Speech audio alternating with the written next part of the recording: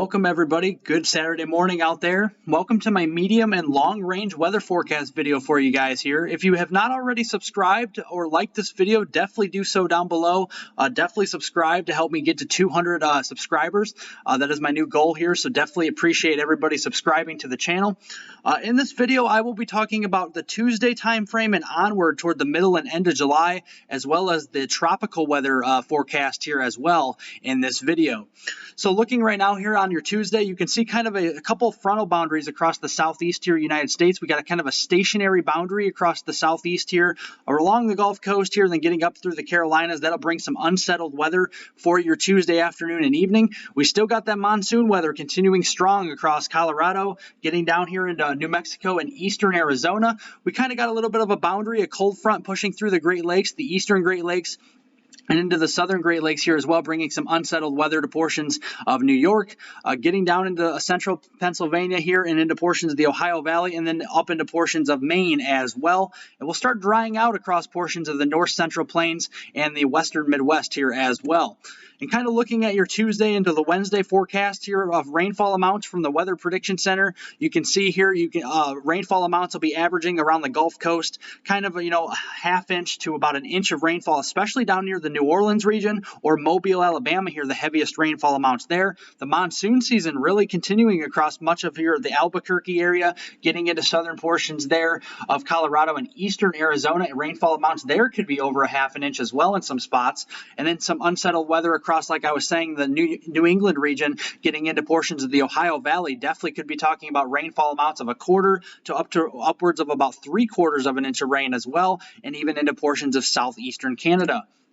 Looking at the temperature forecast here for using the European weather forecast model on your Tuesday afternoon, you can expect more 100-degree readings across much of Texas. The panhandle of Texas here is an exception, with temperatures, falling back here into the 80s and even some upper 70s in some of those areas, with some convection around some of those thunderstorms here. Definitely a lot of heat here starting to build across the west coast here, all the way up into Washington and Oregon. Temperatures in the middle and upper 90s there. A lot of 100-degree temperatures here across central and southern California, central and southern portions there of Nevada here around Las Vegas, the Los Angeles area, and then getting down towards Phoenix here, approaching that 112 mark potentially as we head into this afternoon. The cooler weather behind that cold front will continue to linger across portions of the northern and central plains, and then getting into the portions of the Midwest here, where some areas might not even get out of the 70s, up into portions of the Arrowhead of Minnesota and northern Wisconsin. Fast forwarding here to Wednesday, toward the middle of the week. Still that boundary here. We got a cold front sagging down to the south, kind of a lingering stationary boundary here, kind of washing out across the Gulf Coast. We still have some unsettled weather here from the eastern Tennessee Valley, the Carolinas, down through portions of Florida here and the Gulf Coast, bringing some more unsettled weather with the rainfall, the thunderstorm activity, maybe some isolated severe weather here on the Wednesday as well. And again, where you have all that rainfall, the temperatures will be a lot cooler here across the southeast. Temperatures in the 60s, 70s, and maybe some lower 80s here where we don't have the rain. But off to the west, we got that ridge expanding across the Intermountain West, the West Coast region here. In exception to the Pacific Northwest, we have a little bit of a trough coming in here with some cooler weather, some rainier weather, where we have around the Seattle area, down towards Portland. Temperatures will be struggling to get out of the 70s. And then we have down towards the Dallas area, and even getting down to South Texas, West Texas here, and up into portions of Kansas and Oklahoma. Temperatures in the 90s to around 100 as we head towards the Wednesday time frame during the middle of the week. And then even Thursday, we still have unsettled weather as we head towards the Florida area, along the Gulf Coast, up through the Carolinas, and that just continues here with all the heat across the middle of the country, 90s all the way up here into the Dakotas. And then even on Friday, we still have that unsettled weather across the Gulf Coast here, very kind of, struggling front to kind of move southward, very slow moving. And so we're not going to see a lot of change in the weather forecast around the Florida and the Gulf Coast region very much during that time frame. And again, as we head towards that Friday time frame, a lot of heat continuing to bubble up here across the central and southern plains, continuously in the 90s, even some lower 100s here around the Dallas-Fort Worth area, back towards Amarillo here and down towards the San Antonio area, where temperatures could be around the 100-degree mark as we head into your Friday afternoon.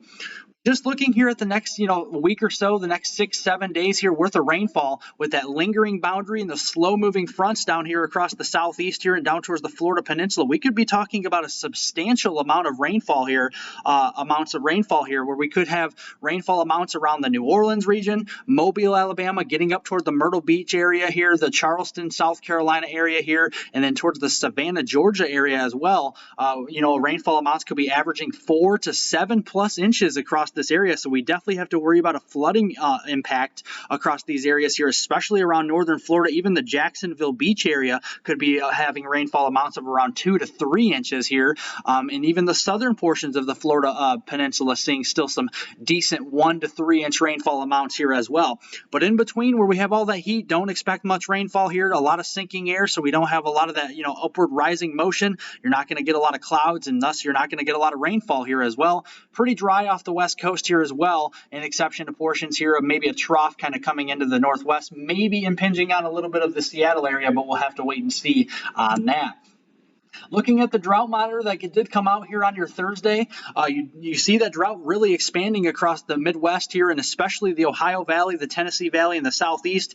That is not good news, but luckily across some of these areas that are starting to get into that moderate and severe drought across the Carolinas, down through Georgia here in the Gulf Coast, we'll be seeing that significant rainfall, although all at once here is not a good thing, but hopefully we can kind of string these days out here where we have a soaking rain, a steady soaking rain that kind of, washes into the ground more efficiently.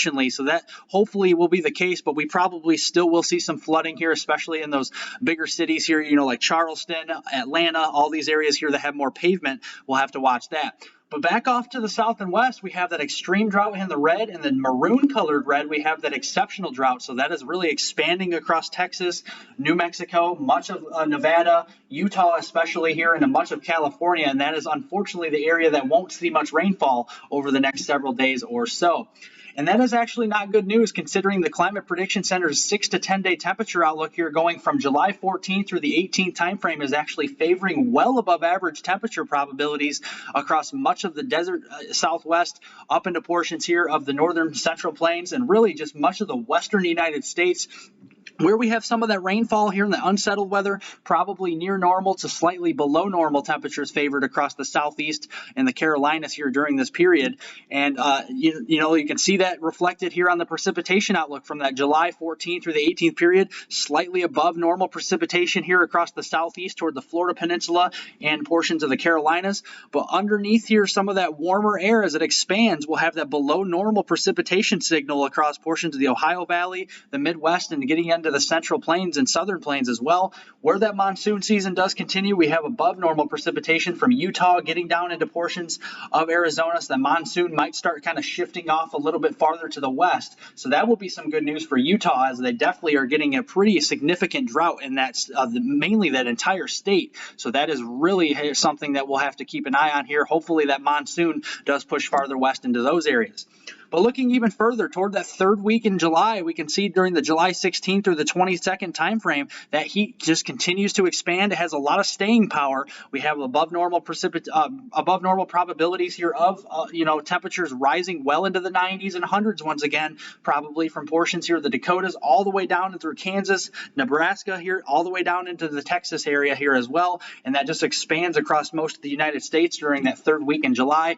And underneath that ridge, again, below normal precipitation can be expected here from the Great Lakes, the Ohio Valley, down through the Ozarks and into the southern plains. We still have that monsoon season, hopefully here bringing some nice needed rainfall, some beneficial rains to portions here of the Intermountain West here in the desert Southwest here as well. Still a little bit of an active period here across the Southeast here as we get into the third week of July across Florida and the Carolinas here as well.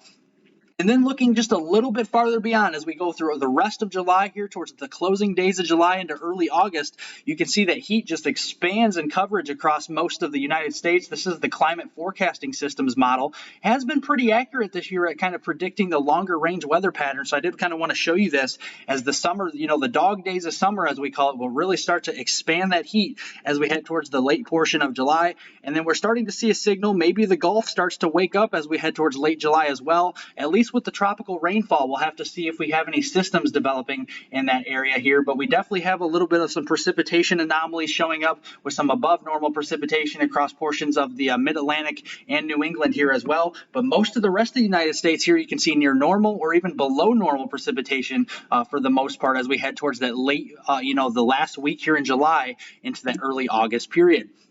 And kind of looking at how this is all setting up here with the heat wave continuing here as we head towards the middle and end of July towards the early August timeframe.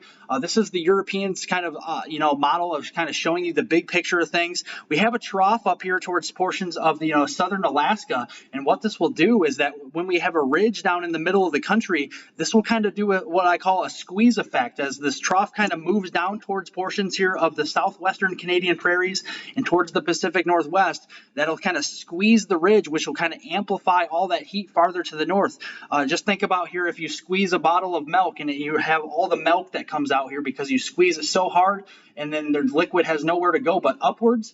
That's the same thing here with the ridge. We have a trough coming down here towards the Pacific Northwest towards the middle of the month here, and that means the ridge will start to squeeze and move to the north because it has nowhere to go, and that's where here we'll see all that heat expanding farther to the north, and that will just continue as we head towards the middle of the month, towards the 16th, 17th time frame, and even towards the 18th time frame here where we can see above normal anomalies on temperatures across much of the United States during this period as well, with that trough off the southwestern Canadian prairies here and portions of Alaska. So that is something very interesting to note as we head towards the middle and end of July. But even looking here at the tropical weather here, we definitely have some active times of it here across the eastern Pacific basin. We have Bonnie moving out. That's actually really starting to weaken here the next, the last few hours or so.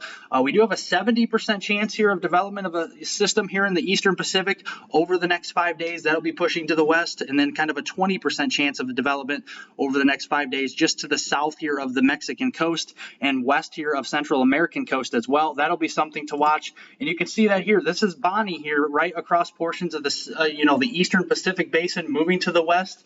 Not really much of a wave anymore, really starting to run into some cooler waters across those areas. Watching a more vigorous wave across portions here of, in between these two systems that we're watching here potentially. We're kind of seeing a little bit more convection starting to develop, a little bit more organization, so that's why it has a higher probability of development. We'll see here what happens with that one, and then kind of a weaker wave behind it here. We'll kind of have to wait and see what that happens with that one as well, as we could have some upswelling here with if we have a system ahead of it as well as we head toward that period. And while the eastern Pacific is so active, like I said, the upswelling here is really taking place as we have all of these active systems across the eastern Pacific basin. And that'll really cause kind of the eastern Pacific to kind of quiet down, I think, toward the end of July as we have a lot of cooler waters with all these systems developing. But off to the east, where you have the Gulf of Mexico really warming up, you have a lot of favorable, water temperatures for potentially some tropical entities. So that will be something to watch. And then eastern Pacific basin really starting to heat up here. We kind of peak towards the end of July and kind of stay there all the way through the fall months. So that will still kind of be the case. But I think as we get towards late July, we'll really start to calm that down across the eastern Pacific just a bit because of all that cooler water and the upswelling here from all of the storms, recently as well. But looking over to the Atlantic, the Caribbean, and the Gulf, no tropical, systems are expected during the next, 5 days or so. Very quiet across this area, and that is just due to, the fact that we have some waves coming off Africa, but there's a lot of shear here across the Atlantic, the Gulf, and even the Caribbean. So there, hurricanes and tropical systems don't like shear, and it kind of rips them apart. So we don't have a lot of that going on right now. But we'll definitely have to keep an eye on things as we're really starting to get towards that period where we have to watch that here, especially when you're looking at the Gulf. When the Gulf is very favorable as it is, we got sea surface temperatures in the 80s to near 90 degrees as you get closer toward the Louisiana, the Mississippi, and Alabama coast, and really just much of the Gulf well into the 80s here with the sea surface temperatures. So that is concerning. The Caribbean is really starting to warm up here. And even here, most of the Atlantic starting to warm up here as well, as there's not really much going on. So we really have those water temperatures starting to warm up. Now, again, in the Eastern Pacific, we have a lot of cooler waters with the upswelling here from all the storms of late. So I think that'll start to calm down. The favorable conditions will start to wane a little bit here the next couple of weeks. So thank you for watching my medium and long range weather forecast video. Do be sure to like my video. Give me a thumbs up below. Leave any comments, questions below as well. And remember to subscribe to my YouTube channel. Help me out to get to 200 subscribers. I definitely appreciate that. And also join me later today with my live stream as well, as I'll be covering the severe weather potential across the northern plains and upper Midwest. So turn all your notifications on for that, and I'll join you here later today with my live stream. Thank you very much, everybody, and have a great weekend.